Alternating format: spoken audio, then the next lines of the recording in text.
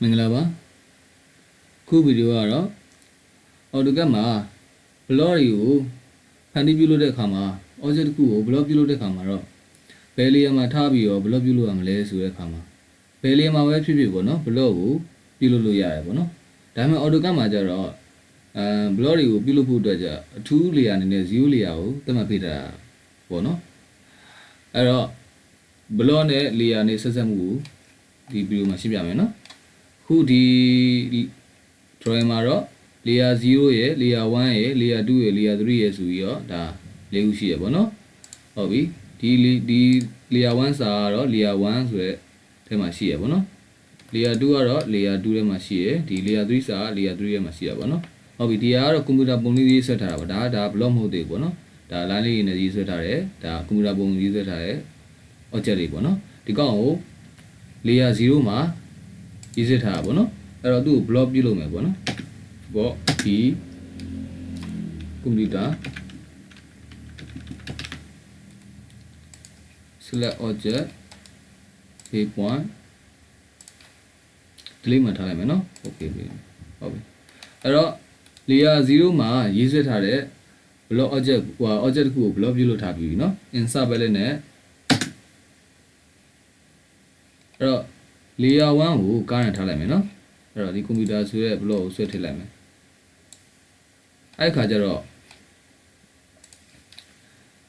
layer 1ကားရန်ထားတဲ့အတွက်ကြောင့်ဒီ0 layer နဲ့ဖန်တီးပြုလုပ်ထားတဲ့ block က sorry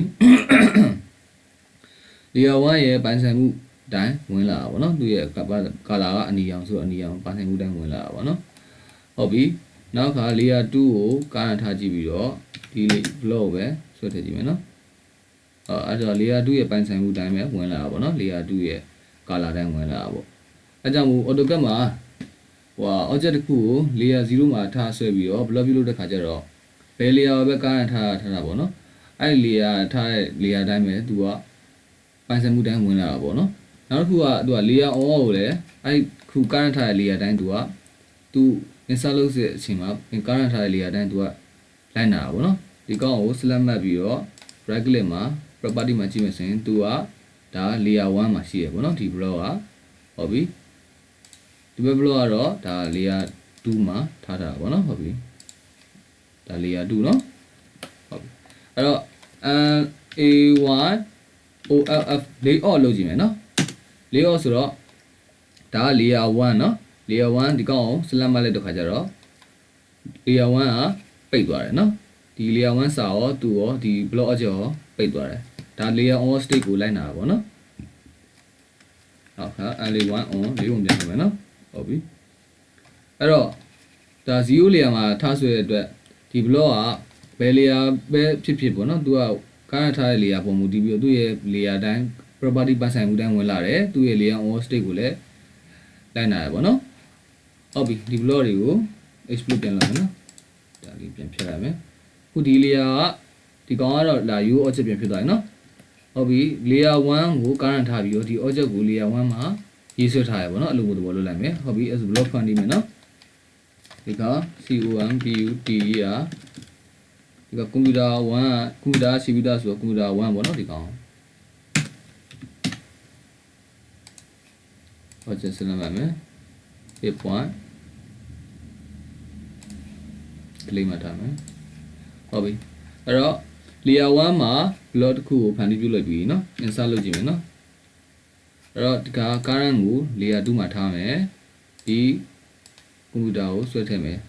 အဲ့တော့ဒီ computer က layer 1မှာဆွဲထားတဲ့သူ့ရဲ့အရောင်တိုင်းပဲရှိနေတယ်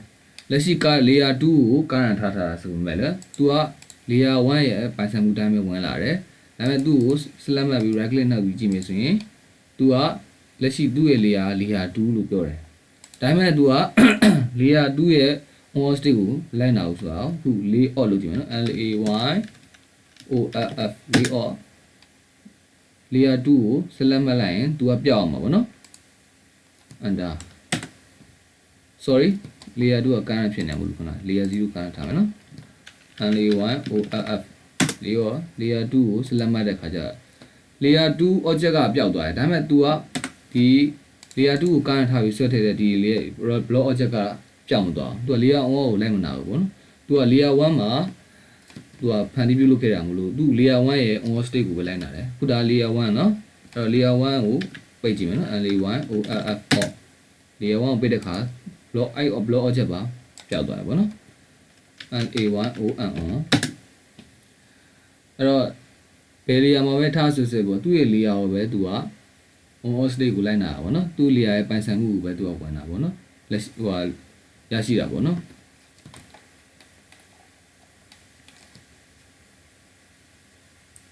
ဆုံးဖြတ်ကြည့်ရှုပြီးတော့ကျေးဇူးများတင်ပါတယ်